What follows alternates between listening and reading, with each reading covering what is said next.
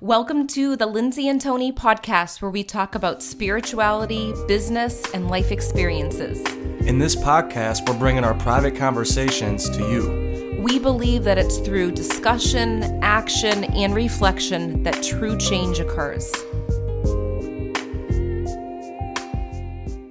Hello and welcome back to everyone that's been tuning into this podcast, and those of you who are brand new to listening, welcome. We're so happy that you're here. I wanted to just give you some updates. If you are not already on my newsletter, make sure you go to lindsaymarino.com and sign up for my newsletter, because you will get information of brand new podcast episodes just like this. And you will also get information about my upcoming classes and my events. So thank you so much for tuning in, and I'm so excited for you to hear all about episode 6. So during episode 6, I interviewed one of my teachers, who is Mavis Pittilla, and we talked all about mediumship. Mavis began her journey in 1966 on a bright summer day when she saw a male figure build up in the living room at her home. At the time, she was very seriously ill. Having been told that she had only 3 months to live, the man told her to go and find a healer, or she would not hear the New Year bells. The shock of this experience and the pursuit of spiritual healing led her to a lifetime of dedication to spiritualism. She was introduced to the Arthur Findlay College by Gordon Higginson in the late 60s, and she became a tutor and eventually senior tutor. Mavis has been a medium for 50 years, and her passion is teaching the fundamentals of mediumship and advanced mediumship. Her book, Mavis with Spirit, and numerous CDs can be found on her website. For more information, go to mavispittilla.com. Enjoy the show. Hi, Mavis. Thank you so much for being with us today. My pleasure. Yes. So I wanted to open up and ask you about how you knew that you were a medium right away. Well, really, because I saw the spirit world. I saw them as clear as I'm looking at you. Out of the blue, one sunny, bright day, with a cigarette in my hand, just naturally, they just appeared. And they just told me to go and find a healer, or I wouldn't hear the New Year bells. And that was because I was very, very sick at the time. When that happened, was this early in life, or as a child, or it wouldn't be a child? No, I got my son. Yes. So I would have been in my 30s. Yes. You know, when it happened, you know, the soul has to open at a certain time. Right. And it's a misconception to think that the spirit world makes contact with us. What happens is the soul opens when it's ready. And that's where we give the power so we can see the spirit world. Right. So my soul needed that experience to take place so that I would see the spirit world, and that's what happened. Yes. And of course it was very natural at the beginning. Okay, because I know there's lots of mediums probably listening right now, and some of them are just starting to develop or seeing spirit, whether it's in their mind's eye or right in front of them. And I know there's many mediums that have come through wondering why hadn't they experienced it during childhood years. And that's the reason. It can't start until the soul is ready. Yes. You're born to do this work, but you have to wait for the soul to ignite mediumistically. And sometimes, you know, we've got to live real lives first. We've got to gain the knowledge about the earth and about people and the ups and downs of life and the trials and tribulations, because without them we don't have the great empathy that we need to have between the two worlds. Yes. Because we need to have that empathy and that love and sympathy, really. Right, and that actually brings me to my next question, because I know so many people think that we have to live a spiritual life as mediums. And how would you say that you live your life as a medium? Because I know we're normal human beings, but there's a lot of pressure that comes with being a medium that we can put on ourselves. Oh, absolutely, and you can put it on yourself. For some people, their need to meditate and their need to do certain rituals is very important to them. And without those rituals, they don't feel that they can accomplish anything. But for me, it's just natural. It's just so natural that I never have a problem. Okay, so I don't do any rituals at all. I don't meditate. I eat meat. I love a gin and tonic. And really, I don't suppose I live an unnatural life. Right. I live a natural life as a human being. And that's what you've got to remember, is that we will always be a human being. We carry within us a power. And we're carrying that around with us, within us. But we only need to ignite that power when we are using it for the betterment of the two worlds. So the rest of the time, you're just a normal human being. I love that. I'm sure everyone listening is going to have a lot less pressure on their back hearing it from you. Hopefully, Yes. hopefully, because we have got a lot of problems with people. And you know, mediumship sometimes can make you stressed. Instead of it being a joy, it becomes stressful.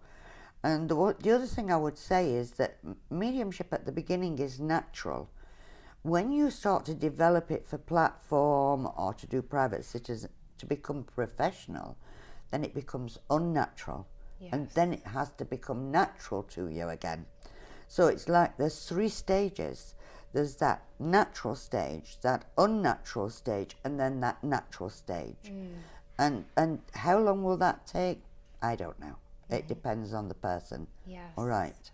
I'm really glad that you brought that up. And, you know, going back to when you first started becoming a medium, I know we've had a conversation in class about the things that you used to do when you first started to prepare for a reading. Can you share it with us? Absolutely. I used to feel I had to have a shower before I went on platform.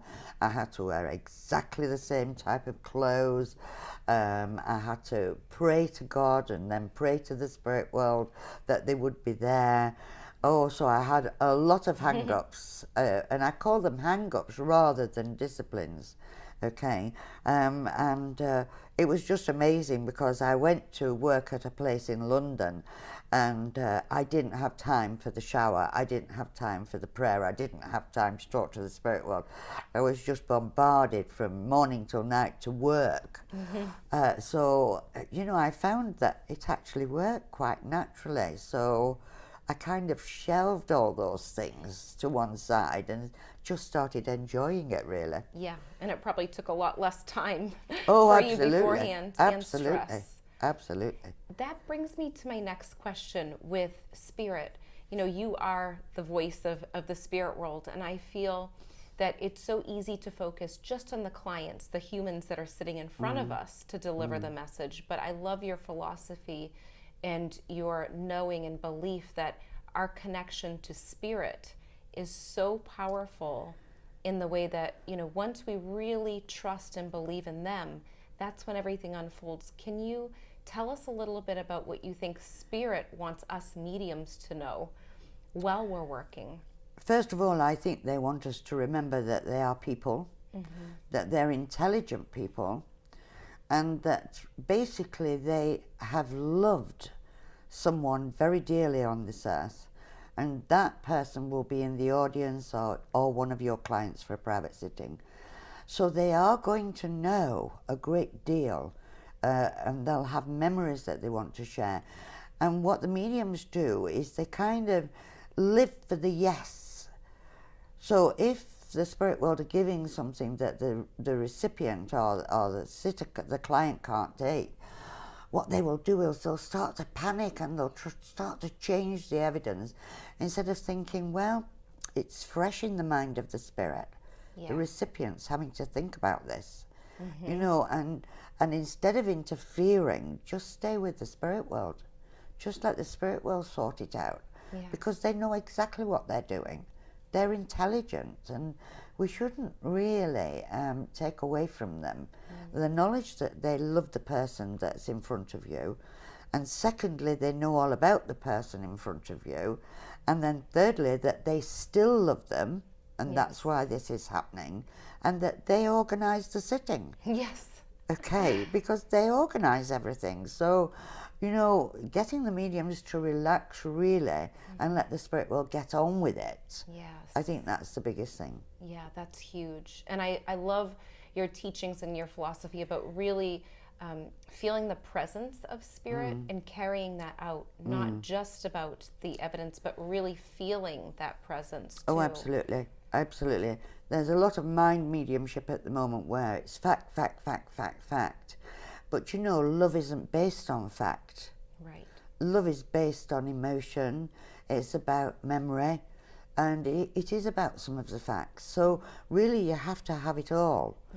But you know, the one thing the spirit world wants to do is give their love back to the person and let them know that they're still loved by them. So if the medium can open up and allow that love, that presence to come forward, then for the spirit world, that's the icing on the cake. Yes. You know, that's when they know, wow, that was a Right. good sitting for me. And, of course, it was a good sitting for them. Yes. And, you know, and always when you've finished a sitting or you've finished a demonstration, ask the spirit world whether they enjoyed it. Yes. I love that you mentioned it, because I remember when we've been talking, you know, you talk to the students about sometimes you'll go outside and sit and have a conversation, you know, how did I do? Or Yeah. that sort of absolutely. reflective conversation. Absolutely. And sometimes they'll answer me and sometimes I get nothing back. But at least they know that I am on their side. Yes. You know, and it is important that the spirit world know we're there for them, that we're not there for ourselves. Yes. And once you can deal with a no without it harming the communication, then you know you have achieved that belief that you are there for the spirit world. You're not there for the people here, and you're not there for yourself. Yes. That's Okay. so powerful. Yeah, once you get to that point where you think, okay, I got a no, but later on she'll remember that. She'll remember that point. So why should I worry? I'll stay with the spirit because I know they know what they're doing. Yes. You know, that's when you know that you're doing it for the right reasons. Which is huge to remember, because it's so easy to beat yourself up about things and really connect it to yourself as the human being in the medium when it really isn't about us. No, Right. but you know, it took me years to get to this point. Yeah. So please don't think I've always thought like this. I've been where every other medium has been. I've fallen in every other trap that every medium has fallen into. I've possibly beat myself up 1,000 times. You know, and when people are listening or watching me work now and they say, oh, goodness gracious me, you know, I haven't always been in this belief system that I've got now. I had to actually grow into it. And we all grow into it by just building on our belief. That's what we do. That makes complete sense. I have another question about going back to when you first started. If you could give your younger self, you know, when you first started as a medium, advice, what would you say to her? I would say, stop worrying. Just enjoy it. Because really, it's that, you know, you worry so much.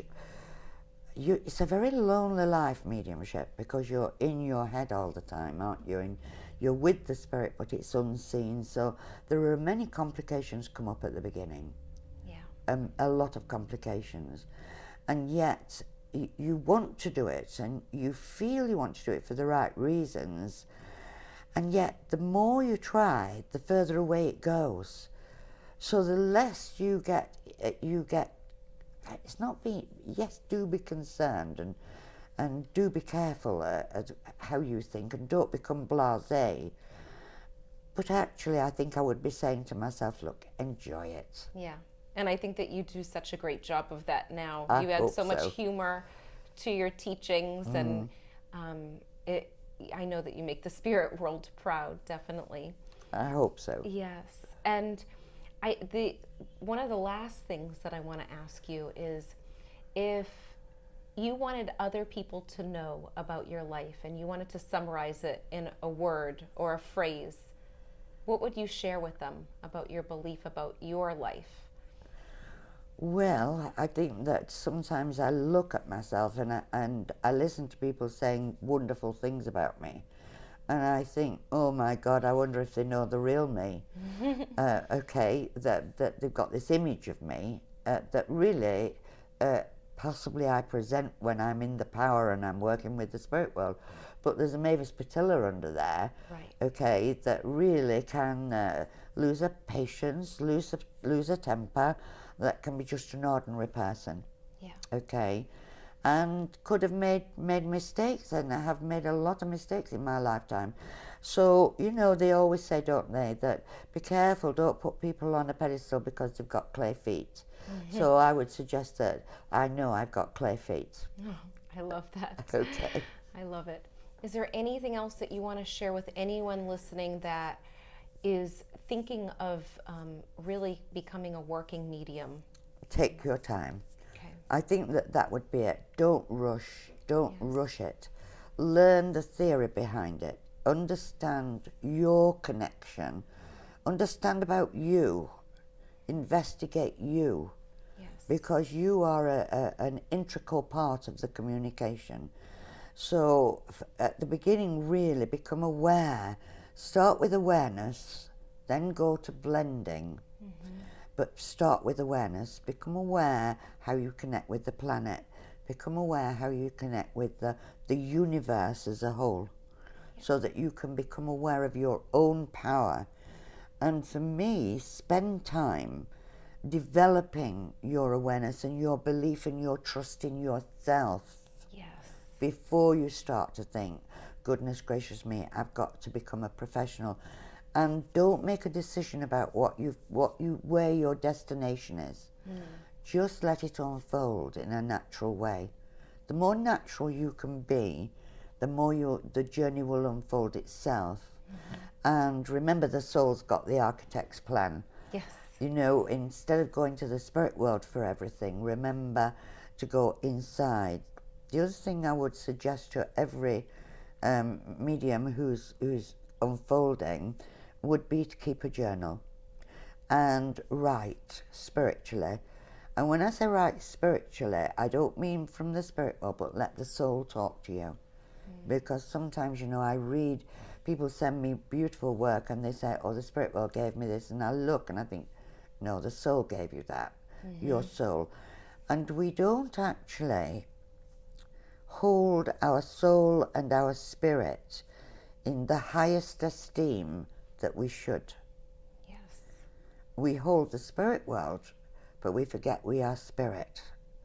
And it's holding ourselves in high esteem and taking care of that soul and that spirit and allowing ourselves to blend with that part of us. So then when the expansion comes, we've got our belief, and then we offer that to the spirit world. And that's how we should unfold our mediumship. I'm so grateful for your time and energy and your teachings, and I'm just so blessed that you're a part of my life, and I'm thankful for you taking the time today.